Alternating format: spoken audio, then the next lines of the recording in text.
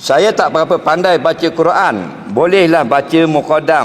Adakah saya boleh mendapat seorang yang menjaga teman di dalam kubur kerana saya tidak membaca 30 juzuk Al-Quran? Dengar baik-baik. Dia kata kalau dia tak boleh baca semua Quran, dia boleh baca sebahagian ayat atau surah saja.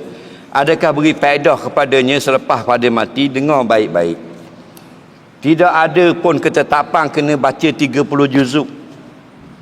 Faham lagi? Al-Imam Syafi'i sebut iqra'u minal Quran ma tayassara minhu.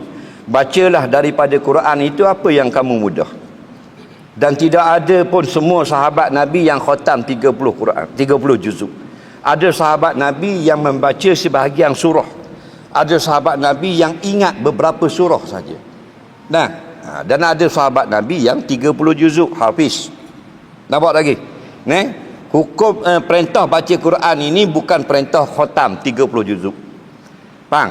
Cuma lebih banyak, lebih baik ma aksaru fi'la aksaru sawaba, lebih banyak perbuatan kita, lebih banyak balasan pahala. Sebab itulah mana dianjurkan baca khatam.